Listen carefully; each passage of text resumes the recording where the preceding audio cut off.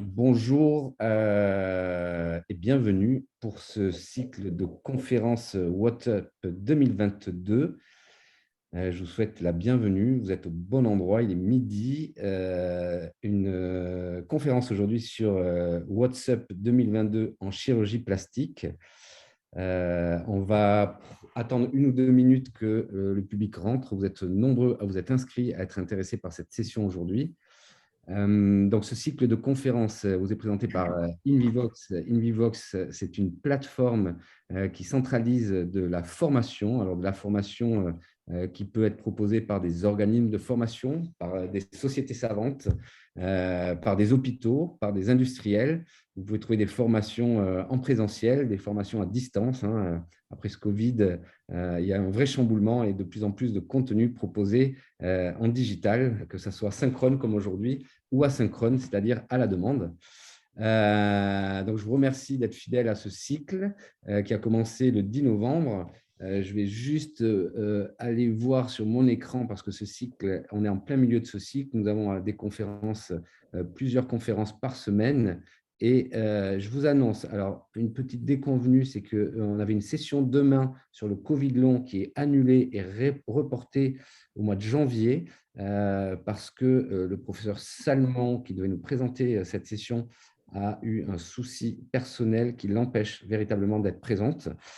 Par contre, la semaine prochaine, il y a une session sur la biologie médicale, la parodontologie et l'implantologie, la chirurgie pelvienne, et on traitera la cancérologie digestive et endométriose, et la chirurgie du foie, la radiologie et l'intelligence artificielle, donc une grosse semaine la semaine prochaine, et la pneumologie interventionnelle.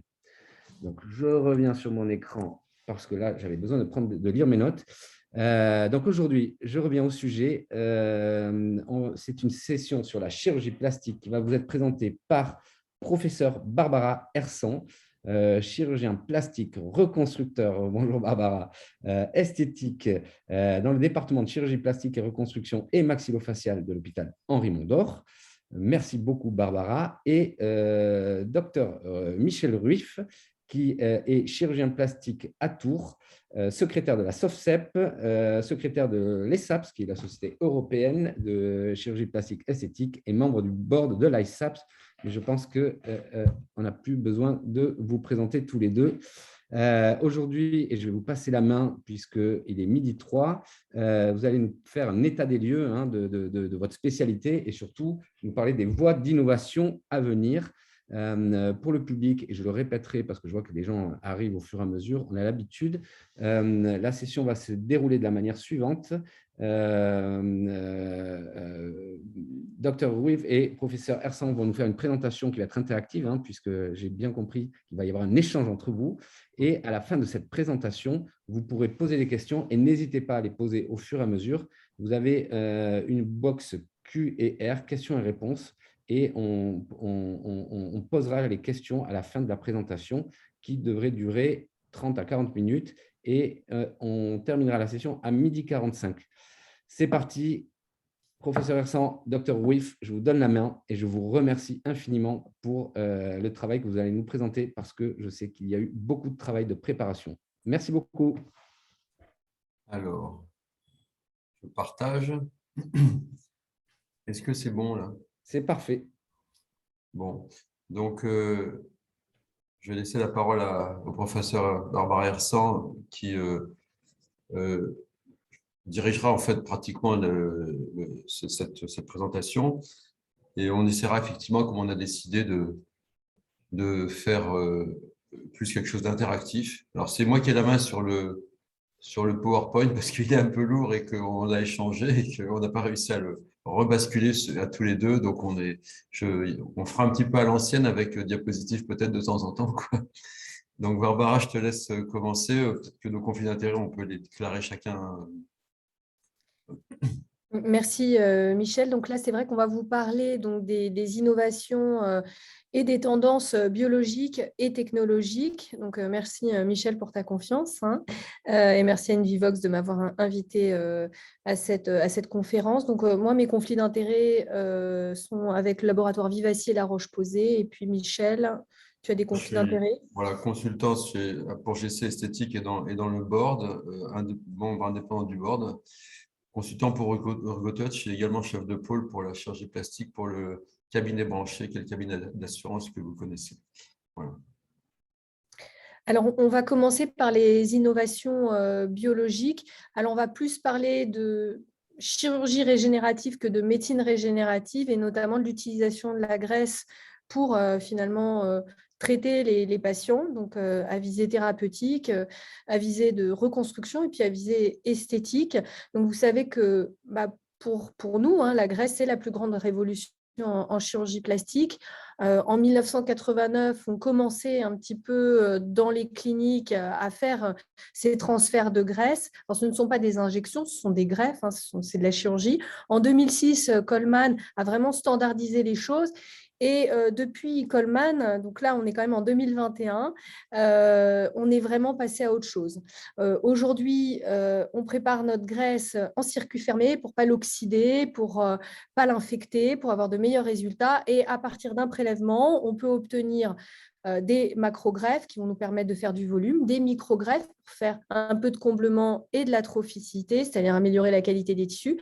Et puis maintenant, les nanofats. Et on peut même, mais ça en France, c'est dans le cadre de protocoles de recherche, on peut faire de la fraction stromale vasculaire et de la thérapie cellulaire. Mais là, il faut être dans des protocoles de recherche parce qu'il faut utiliser des enzymes, il faut manipuler les tissus, sortir les tissus du laboratoire, faire de l'expansion cellulaire. Et ça, en France, aujourd'hui, ça ne se fait pas en pratique courante. Alors, par contre, il y a des cliniques en dehors de France où on fait en pratique courante maintenant CSVF et cette thérapie cellulaire en chirurgie plastique, mais ça n'est pas encore le cas en France. Diapositive. Il y a un sujet qu'on n'a pas marqué dans notre présentation, Barbara, c'est le banking, qui, là, de la même façon que, malheureusement, que ce que tu viens de dire, n'est, je crois, toujours pas autorisé en France.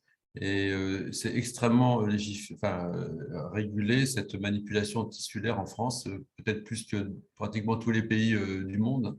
Et bon, ça a peut-être des avantages, mais c'est assez contraignant, quoi. Voilà, tout à fait. Il faut savoir aussi aujourd'hui qu'il n'y a plus de déchets opératoires. Ça n'existe plus. Donc, on est obligé de faire signer des consentements. Par exemple, on pourrait se dire qu'après une liposuction, vu qu'on jette des litres de graisse, qu'on pourrait les récupérer pour faire justement des banques cellulaires, pour garder des cellules souches, peut-être pour les injecter dans de la thérapeutique. Et aujourd'hui, ça, ce sont des protocoles très lourds et il faut faire signer des consentements aux patients puisqu'il n'y a plus de déchets opératoires, donc il faut l'autorisation du patient. Et aujourd'hui, mais ça, c'est peut-être le futur, il y aura peut-être un jour en France une banque où vous pourrez donner, on fera un petit prélèvement graisseux et puis on récupérera vos cellules souches, on les mettra en banque et peut-être que dans 20 ans, 50 ans, on pourra les ressortir, les expanser et par exemple améliorer, par exemple après un infarctus du myocarde, voilà, régénérer le myocarde infarci par exemple. Ça serait une tendance potentielle. Voilà, diapositive suivante. Vraiment, l'évolution, c'est que ces cellules souches de la graisse, donc c'est assez incroyable. On a découvert ça quand dans les années 2000, qu'il y avait des cellules souches dans la graisse. Avant, on prélevait la moelle pour obtenir des cellules souches. Donc, vous imaginez à quel point c'est facile de prélever ces cellules souches. Il suffit de faire une lipoaspiration dans les bonnes conditions, évidemment.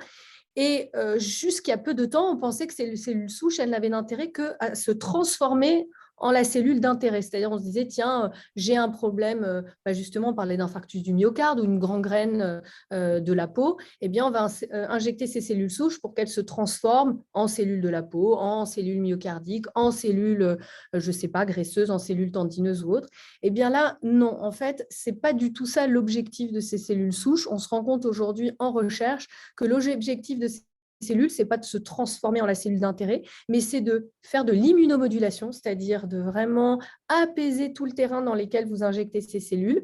Et l'effet paracrine, et ça c'est vraiment le mot-clé, c'est-à-dire que ces cellules souches, elles vont forcer les cellules locales qui sont en souffrance à sécréter des choses pour les protéger. Diapositive suivante.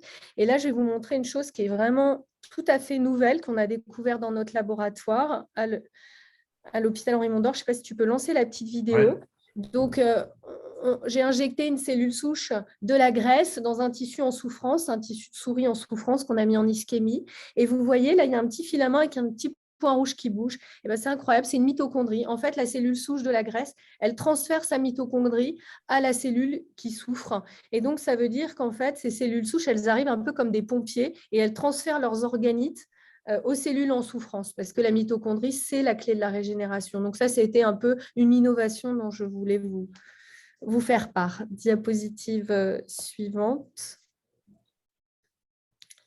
Voilà, on peut passer, je pense. Alors, je pense que, est-ce que tu es d'accord sur, parce qu'on n'a pas échangé sur tous les sujets, évidemment, auparavant, mais est-ce que tu es d'accord sur le terme nanofat, qui est un terme, c'est important, la nanofat, parce que c'est un tissu, c'est plutôt la stroma vasculaire fraction, mais c'est pas, on ne greffe pas des cellules, on appelle ça des cellules adipeuses, on appelle ça nanofat, mais en fait, il y a pratiquement plus de cellules adipeuses. Il y a des stem cells, il y a des cellules souches, il y a pas mal de choses, il y a des facteurs de croissance, mais il n'y a plus de cellules. Donc ce terme peut-être est un peu à discuter, il faut peut-être le redire et souvent le répéter. Oui, alors en fait, ce qui a été montré, c'est que les nanofats, c'était quasiment équivalent à la fraction stromale vasculaire en termes de richesse en cellules souches, mais on ne peut pas vraiment appeler ça fraction stromale vasculaire. Pourquoi? Parce que pour les obtenir, on va utiliser la voie mécanique et on ne va pas digérer en fait ces tissus graisseux avec la collagénase. Il faut savoir qu'en France, en fait, on n'a pas le droit d'utiliser la collagénase au bloc opératoire, c'est interdit. Du coup, en fait, quand on fait des nanofats, nous, maintenant, on l'utilise, je pense toi aussi, Michel, un peu régulièrement dans notre pratique. C'est une façon un peu détournée de faire de la fraction stromale vasculaire, une sorte de thérapie cellulaire autorisée. Pour l'instant, on ne nous embête pas, la législation ne nous embête pas, mais c'est par justement ces filtres, on va avoir une petite vidéo, par ces filtres. On secoue la graisse et en fait, on abîme tellement la graisse qu'il ne reste plus ces cellules graisseuses. Je compare ça un peu à un bouillon par rapport à un velouté. Voilà, c'est que dans un bouillon, il y a des taches de graisse. Voilà. Donc, c'est une consistance qui ne emporte plus de cellules graisseuses en fait. Exactement. Et donc aujourd'hui, on peut l'utiliser en thérapeutique pour l'atrophicité, pour des brûlures. On peut l'utiliser même en esthétique. On peut passer peut-être les diapositives Pardon. suivantes. Alors, il faut que voilà.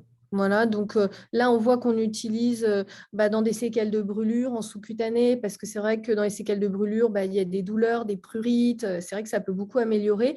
Il y a les séquelles d'épisiotomie, donc il y a quand même une grande indication. Mais moi, la discussion, c'est que le professeur Magalon nous a un petit peu poussé à ce qu'on qualifie nos PRP.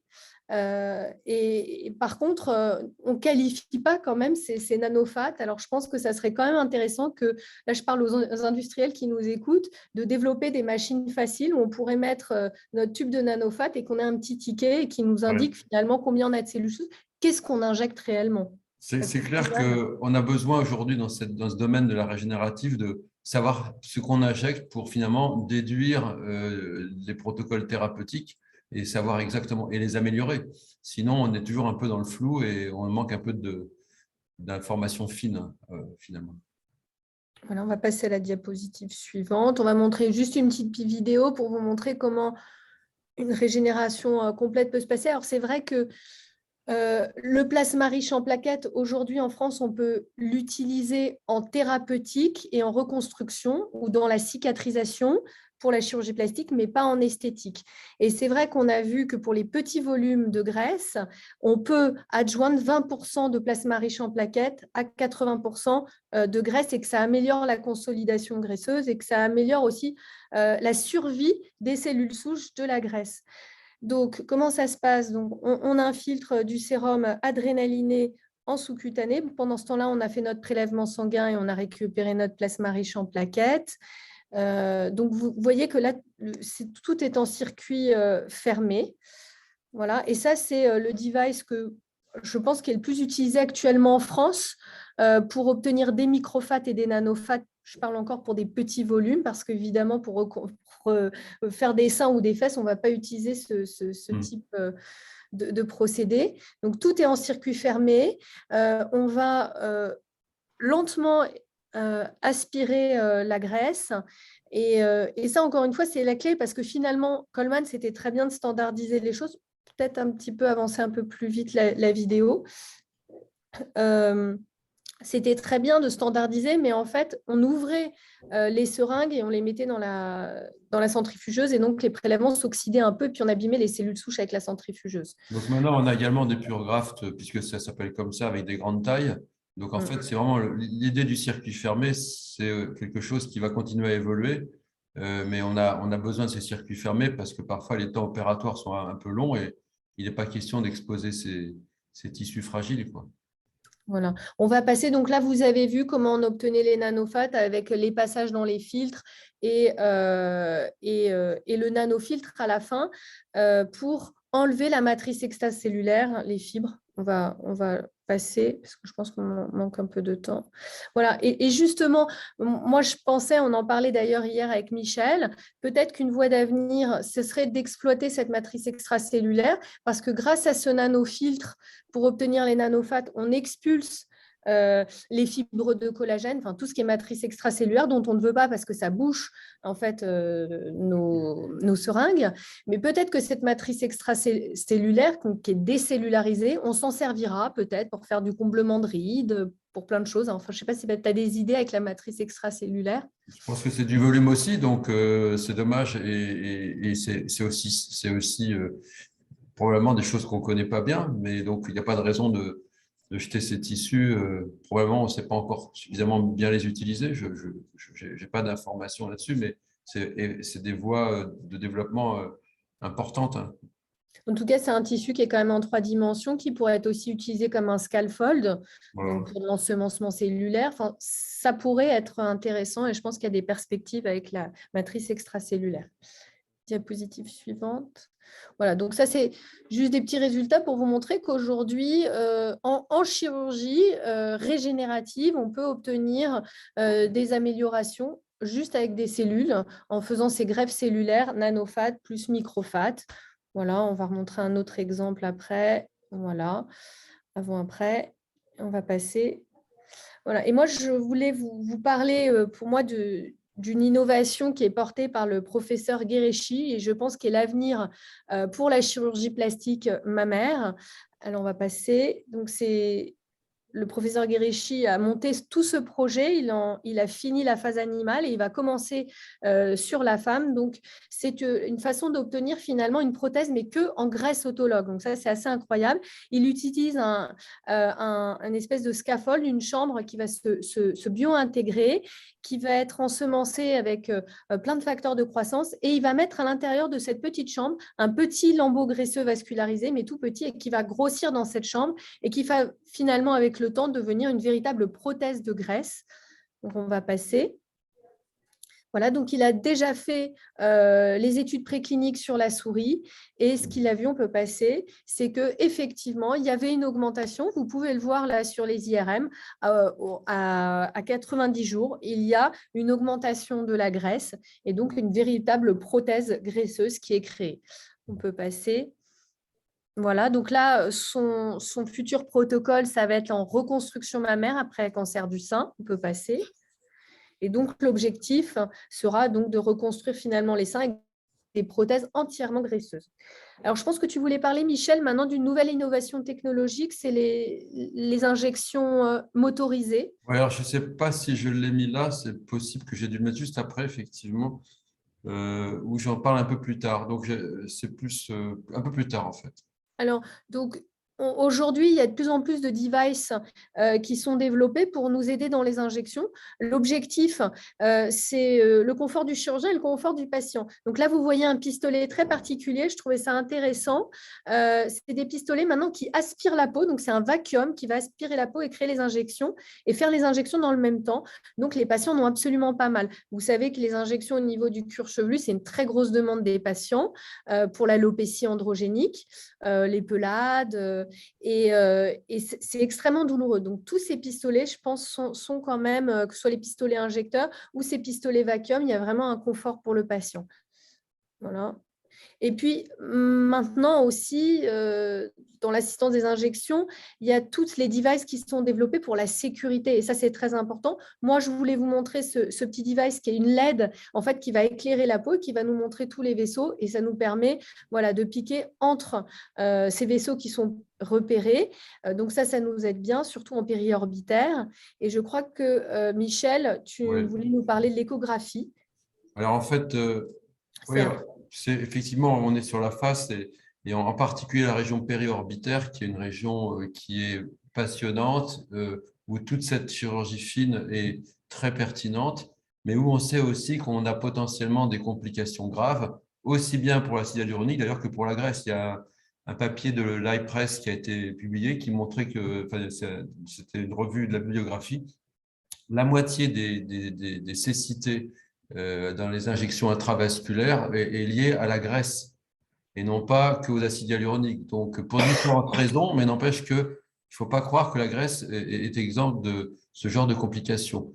Donc, ce que tu expliquais par rapport avec une LED, il y a également Semal Senuva, qui est turc, qui nous avait montré ça, des technologies qui projettent comme ça des longueurs d'onde lumineuses de façon à pouvoir justement mieux vous visualiser. C'est une autre façon de faire les vaisseaux. L'autre possibilité, c'est les ultrasons.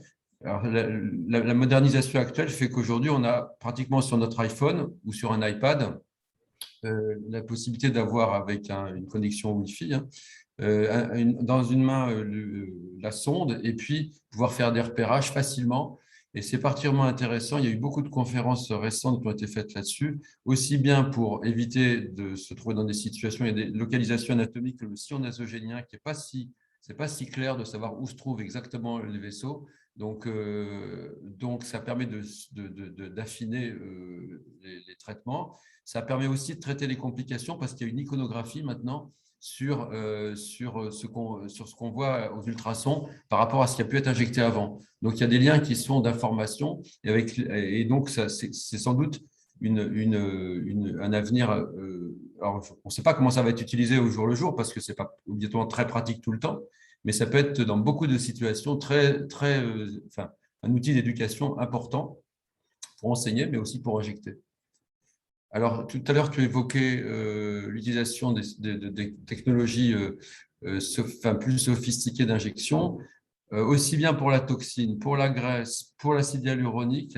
Il y a des outils maintenant qui deviennent très, très performants. Je pense en particulier que, par exemple, pour la toxine, ça donne un niveau de précision complètement dingue, quoi. On peut pratiquement, c'est au centième du millilitre. Donc, en fait, on peut arriver à injecter une unité. C'est de l'horlogerie suisse et on peut être extrêmement précis. Et finalement, on se préoccupera plus de comment on injecte, parce qu'on oublie parfois de parler de la profondeur de l'injection, et pas se baisser pour savoir si on a injecté 0,05 millilitres, etc. Donc, c'est des outils qui, de mon point de vue, vont devenir un gold standard et sont en plus confortables pour les patients. Ça se fait plus doucement. Voilà. Donc, tu voulais rajouter des choses sur ces outils d'injection? Non, mais c'est très bien. Je suis tout à fait d'accord. Alors, donc tu voulais nous évoquer, Barbara, Voilà, maintenant, l'évaluation des volumes, c'est vrai que de plus en plus, on fait de plus en plus de lipofilling, on met des implants de seins, de fesses, etc. Et c'est vrai que c'est quand même intéressant d'évaluer ces volumes facilement. On ne va pas irradier les patients au scanner classique ou on ne va pas leur faire des IRM, ça serait compliqué. Mais on peut maintenant, avec des outils faciles, faire ces évaluations de volume, soit pour simuler, soit pour montrer aux patients finalement de combien on a augmenté, suivre un lipofilling, ça peut être intéressant ou ça peut être une voie de recherche finalement pour évaluer nos greffes. C'est vrai qu'on ne l'a pas mis dans les slides. Il y a des logiciels actuellement, bon, Chrysalix par exemple, qui permet de faire une réalité augmentée, de mettre des implants et par apprentissage des logiciels et de projeter l'image de la patiente en vidéo. Et la patiente se voit avec les seins, les prothèses qu'on a implantées dans le miroir. En fait, elle utilise finalement l'écran vidéo comme un miroir et elle se voit et elle peut bouger. Donc, on va vers une réalité augmentée en augmentation mammaire, par exemple. Voilà, on peut avancer. On peut avancer. Voilà, donc on va essayer d'évaluer des volumes. On pourrait même évaluer les volumes d'injection d'acide hyaluronique, ça serait possible. Donc, c'est des mesures automatiques. On peut voir les différences de volume, on peut simuler des résultats comme tu l'as dit. Donc, maintenant, il y a des logiciels pour ça. On peut En avancer. 3D qui tourne, etc. C'est quand même très pratique. Par Alors, contre, le problème, c'est le coût. C'est vrai que voilà. ça coûte assez cher. Moi, j'ai acheté pour le service un scanner, mais qui coûtait à peu près 10 ou 15 000 euros. On va pouvoir le voir par la suite. Voilà, c'est un petit scanner 3D, donc ça tient dans la main. Non, ça coûtait, pardon, celui-là coûtait par contre 3 000 euros, donc c'est assez facile d'acquisition. Par contre, les gros panneaux, ça coûte extrêmement cher. C'est assez facile et c'est validé pour le corps humain, donc il y a vraiment une validation. Donc, vous tournez autour de la patiente, je vais vous montrer sur la diapositive suivante. Voilà, c'est compatible avec des logiciels. Voilà, on peut passer. Donc là, vous pouvez voir, on tourne autour de la patiente. Et ça permet l'acquisition des images. Et après, on peut travailler sur des logiciels. Pour l'instant, c'est un petit peu compliqué. Donc, peut-être que par la suite, sur des iPads, on va pouvoir faire ça plus simplement d'un coup avec l'iPad, tourner autour du patient et tout de suite avoir les reconstructions et travailler facilement. En plus, Voilà. c'est assez intéressant parce que tu nous montres l'arrière. Comme disait un chirurgien qui met des prothèses, François Petit disait l'arrière est devant nous. Donc, les patientes ne voient pas l'arrière. Et pour leur expliquer, parfois, c'est particulièrement intéressant d'avoir des outils comme ça de reconstruction, enfin de reconstitution rapide en 3D pour leur expliquer ce qu'on va faire ou ce qu'on pourra faire, etc. Voilà. On peut passer, donc ça, c'est l'acquisition des images. Donc, on peut mesurer la surface et le volume, on peut comparer. Et c'est vrai qu'actuellement, les logiciels de traitement sont gratuits, mais ils sont quand même fastidieux à utiliser. Ça, il faut le dire. On peut passer. Voilà, donc là, je montrais pour un lipofilling des grandes lèvres. C'était une petite vidéo ludique pour montrer, voilà. Je On t'accélère voulait, un petit peu. voilà, on peut passer. Hein. C'était pour montrer, on montrait à la patiente finalement. On va suivre la patiente et on va voir finalement si le lipofilling va tenir dans le temps ou pas. Ouais. Voilà, on Ça peut permet passer. aussi d'évaluer, ça va nous faire progresser énormément parce qu'en fait, on fait une évaluation technique des volumes qu'on a injectés puis qui restent au final, quoi. Et on va savoir, par exemple, ça nous permettrait de faire plein d'études. Par exemple, dire, est-ce que le fait, maintenant, moi, par exemple, la graisse, je la lave avec du sérum glacé parce que je crois que ça permet de consolider les cellules plus facilement dans le temps. Donc, avec cet outil, je vais pouvoir dire, tiens, un côté avec sérum glacé, l'autre côté sans, finalement, avec mon scanner, objectivement, je peux vous dire que j'ai amélioré mes volumes en lavant ma graisse avec du sérum glacé versus sérum à température ambiante. C'est des Voilà, outils donc qui servent à la science et à l'éducation aussi des patients, donc c'est parfait, quoi. voilà, on peut avancer un petit peu plus vite peut-être. Voilà, et on peut, tu as commencé à parler de réalité augmentée. Même maintenant, on peut parler de l'utilisation de la réalité mixte. On va passer. Alors, la réalité mixte, c'est quand on va à la fois voir, c'est-à-dire ajouter sur l'image des choses. Donc ça, c'est la réalité virtuelle. Par exemple, je vais opérer ou je vais injecter et dans mes lunettes, je vais passer le scanner de la patiente, par exemple, pour avoir une idée de où se trouve la tumeur, où je veux revoir son dossier ou autre. Hop, ça passe dans mes lunettes. Donc ça, c'est la réalité virtuelle. Et la réalité augmentée, c'est quand sur ce que vous voyez, en fait, on va l'augmenter. Par exemple, je vais dire, je veux voir ces vaisseaux, je veux voir la couche graisseuse, je veux voir. Voilà. Donc maintenant, il y a même des lunettes qui ont été développées notamment par NextMotion pour cette réalité mixte. Alors, bon, est-ce que c'est vraiment utile en pratique? Je ne sais pas, mais en tout cas, pour l'enseignement, c'est très important. Et puis, pour la pédagogie pour les patients, c'est très intéressant. Alors, on peut passer parce qu'il y a une petite vidéo rapide. On peut passer. On peut passer. Je crois que encore, tu peux passer. Voilà, encore. Donc, ça, c'est le prototype. Et donc, on peut, par exemple, simuler. Donc là, il y a un mélange, vous voyez, de réalité virtuelle et augmentée. Parce qu'on rajoute les points d'injection qu'on s'est prévus. Et puis, en même temps, là, je vais voir les vaisseaux. Voilà, je vais voir les vaisseaux sur la patiente.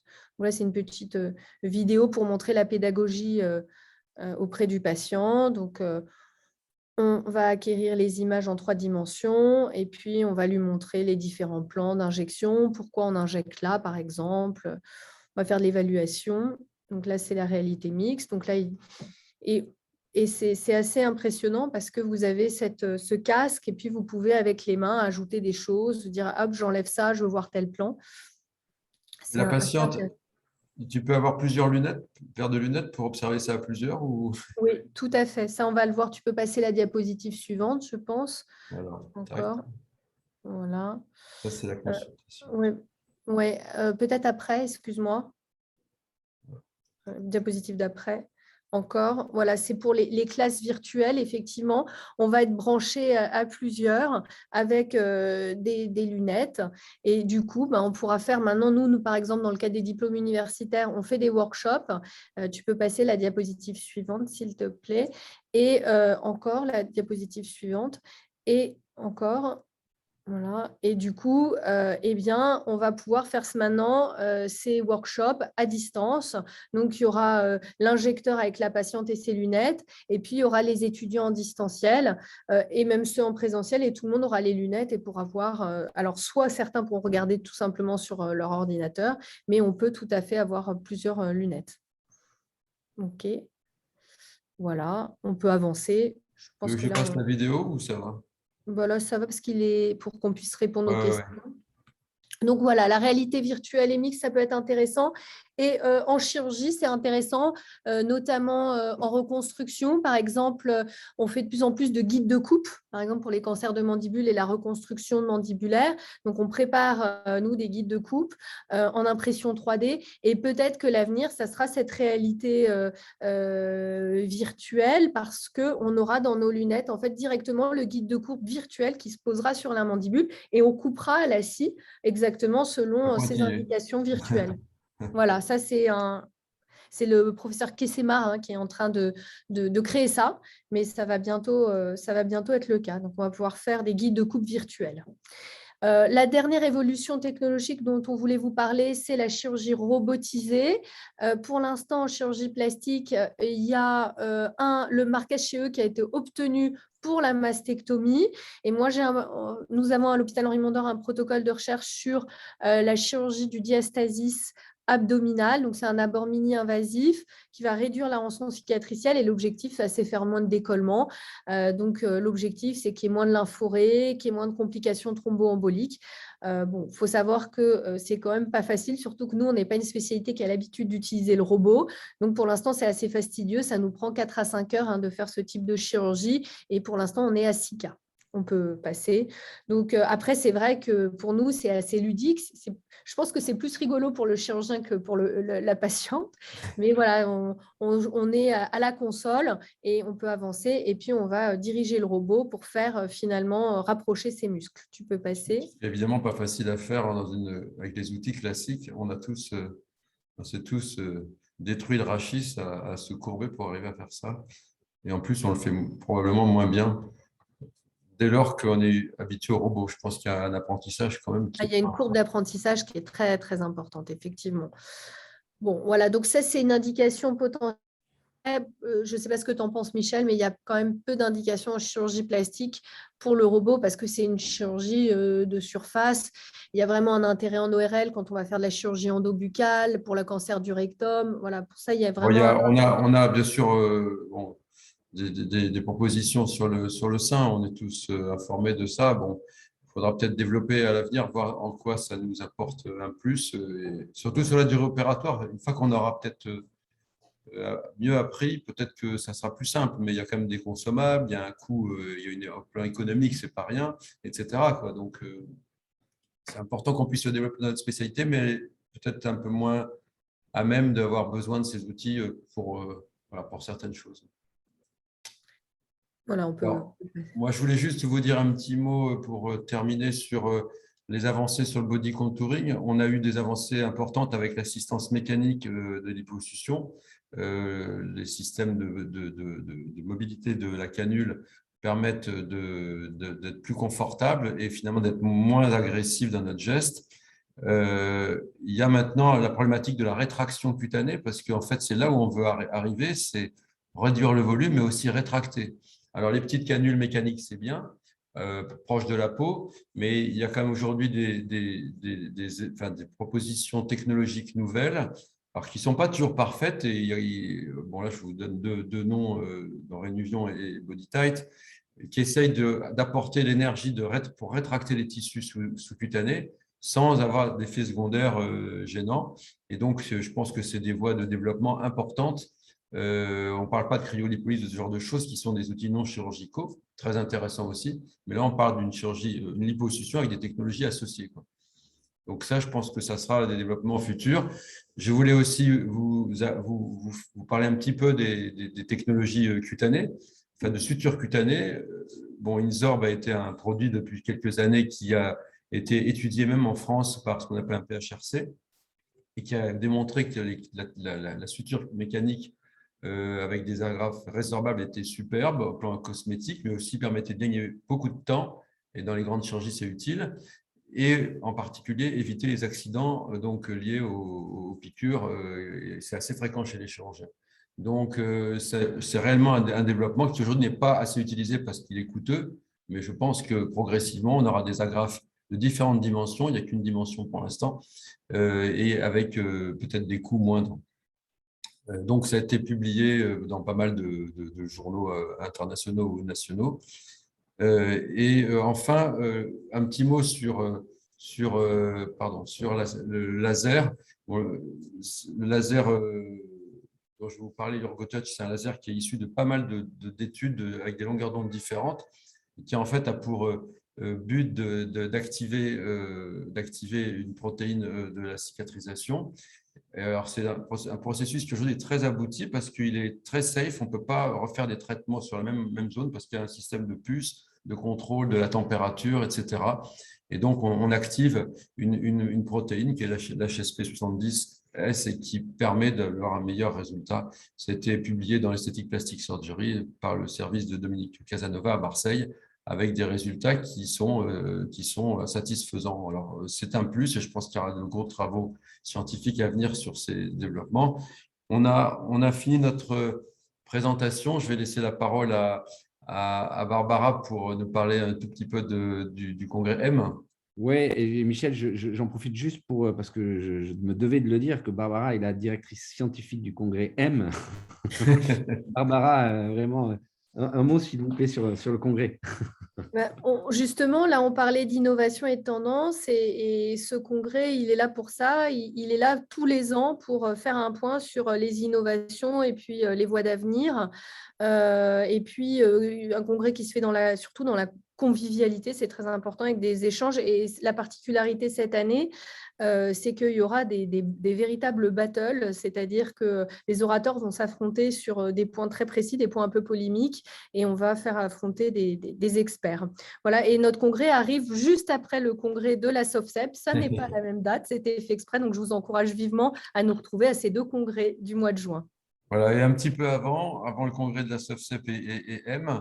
Donc, le congrès de la SOFCEP sera sur les optimisations, alors aussi bien technologiques, mais dans les pratiques avec nos patients, aussi des équipes médicales qui nous entourent, enfin, ou paramédicales. Et avant, au mois de mars, il y a le congrès de Lisbonne, qui est le congrès de la Société européenne d'esthétique, de chirurgie plastique et esthétique, qui a lieu tous les 2 ans, donc qui est préparé très, très sérieusement avec un faculty qui est de très haut de gamme aussi. Donc, voilà, ces 3 événements dans le premier semestre. Je pense que si vous voulez, on n'oublie pas non plus l'IMCAS. Il faut quand même dire qu'il y a l'IMCAS qui se trouve fin janvier. Donc, sur le premier semestre 2022, en espérant que le Covid ne nous embête pas, il y a beaucoup de choses à aller voir, beaucoup de choses à apprendre. Et donc, on était content de pouvoir échanger avec vous tous. Et maintenant, on est, cher Patchy, Oui, on est il y a ouvert quelques pour les questions. On a 5 minutes encore pour répondre aux questions. Donc, la première question, c'est d'après vous, quelles seront les procédures, le top 5 des procédures dans les 3 prochaines années? Si on rentre un peu dans le détail des procédures, est-ce qu'il va y avoir une évolution par rapport à ce qu'il y avait actuellement? Parce que voilà, vous avez parlé de médecine régénérative, de devices qui vous permettent de travailler avec un plus grand confort. C'est une très bonne question parce que si on regarde les chiffres de la Société internationale de chirurgie esthétique, en général, dans les top 5, on a la liposuction, on a les prothèses mammaires, on a les paupières. Je crois qu'on a la rhinoplastie qui doit être assez vite aussi proposée. Ça va sérieusement déplacer, je pense, avec tous les, enfin, Barbara, sur la régénérative en particulier, c'est des des procédés qui vont devenir de plus en plus courants, mieux maîtrisés. Il est probable, je ne sais pas ce que tu en penses, que ces procédures montent très vite dans la pratique, enfin dans l'usage. Tout à fait.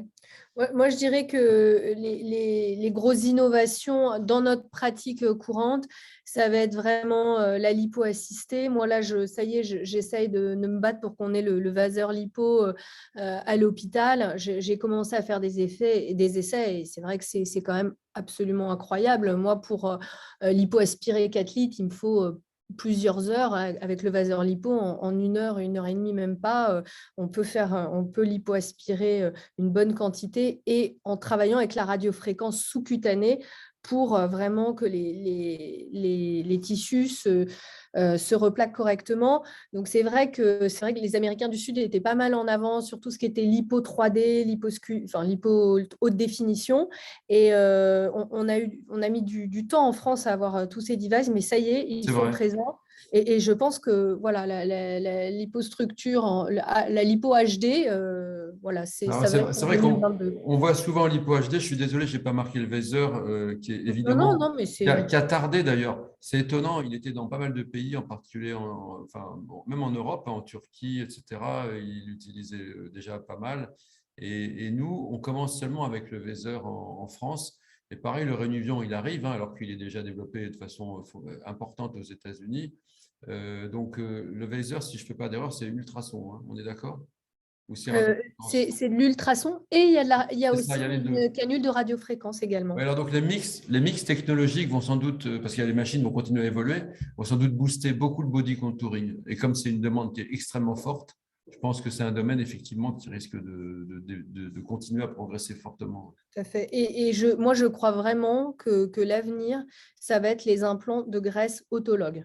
Donc ça, je pense qu'il faut suivre le professeur Guéréchi parce que je pense que déjà, ça va commencer sur la reconstruction et puis après, on va y arriver en esthétique.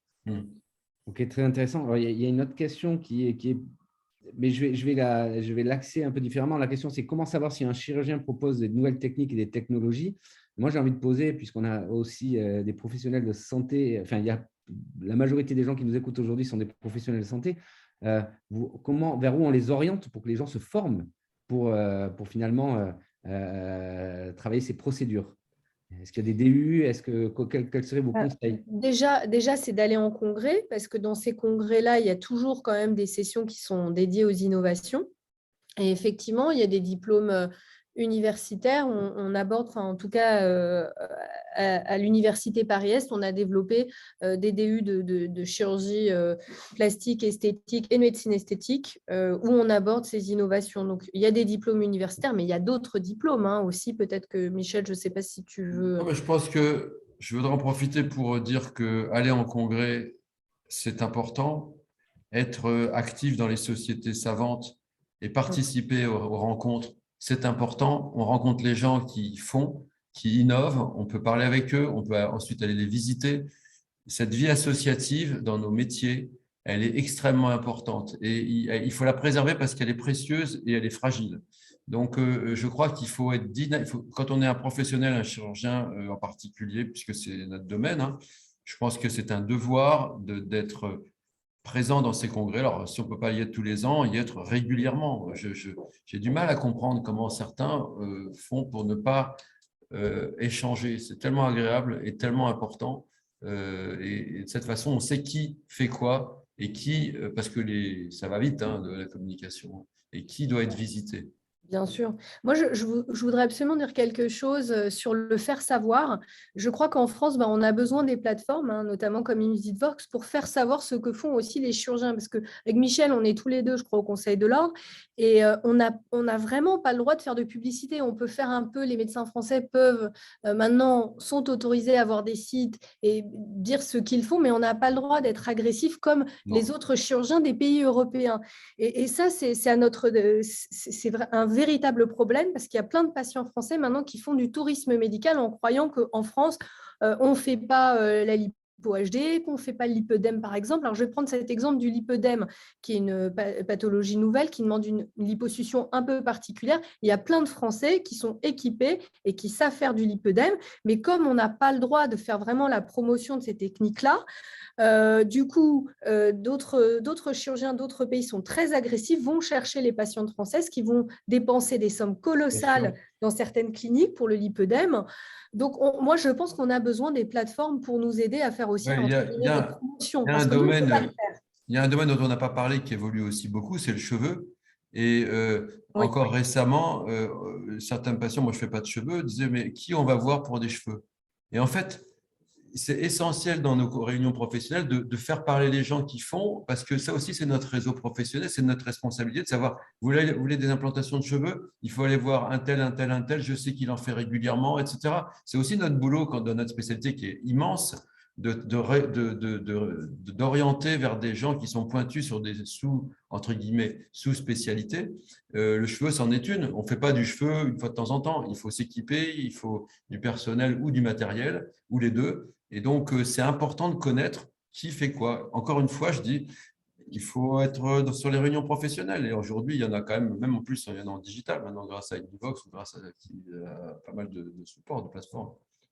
Je Merci beaucoup. rebondis juste sur les cheveux. Dans le top, parce qu'on me posait la question du top 5, moi je dirais que les implants de cheveux artificiels, ça va être vraiment la révolution. Là, il y a une technologie israélienne qui est validée. C'est vrai qu'on n'en a pas parlé aujourd'hui, mais il y avait tellement de choses à dire, c'était difficile. Aujourd'hui, on peut se former. Alors moi, j'ai demandé à être formée pour voir un petit peu comment ça se passait. Donc, c'est le fait de greffer des implants artificiels. Donc, ça, du coup, ça va quand même beaucoup plus vite. Pour les femmes, ça serait vraiment idéal. Je pense que ça va être une grande innovation. Ouais, très intéressant. Et je rajouterai, mais parce que vous êtes tous les deux très actifs, mais vous êtes aussi dans votre ADN, la formation, le compagnonnage, c'est ce qui est la base du transfert de connaissances. Donc, allez voir aussi un expert et travailler en bloc opératoire avec lui. Je pense que ça fait partie de cet arsenal pour pouvoir maîtriser les techniques. C'est bien joué, Patsy, parce que je pense que c'est aussi dans le DNA de Bah, Invivox de fabriquer ces rencontres et je pense que c'est extrêmement important. Ouais. Oui, je me suis permis de faire ça parce que je sais que toi, Michel, et vous, professeur Hersan, vous, à travers Invivox, vous avez eu pas mal de visiteurs. Et c'est vrai que c'est la genèse d'Invivox, c'était quand même de permettre à des chirurgiens d'aller rencontrer d'autres chirurgiens dans le bloc opératoire. Je vous remercie beaucoup. On a encore des questions, mais on a dépassé le temps et on aime chez Invivox respecter les timings. Et surtout, je sais que vous enchaînez derrière. Je vous remercie énormément parce que votre présentation était très complète. La présentation a été enregistrée. On va se faire un plaisir de la monter et de la rediffuser parce qu'elle était extrêmement riche, extrêmement fluide. On vous remercie pour ces échanges. Donc, je rappelle, et on reste sur la slide, hein, mais participez au congrès, allez voir. Voilà le programme du premier semestre 2022. La SOFCEP et M et ASAPS, pardon, c'est celui-là, je l'ai oublié au milieu. Merci beaucoup. Et pour nos auditeurs, je vous remercie. Le programme continue la semaine prochaine. Merci beaucoup, Michel. Merci beaucoup, Barbara. Et on Merci à toi. bonne fin de journée et j'espère à très bientôt. Merci, Barbara. À bientôt. Merci. Au revoir. Bonne Au journée. revoir.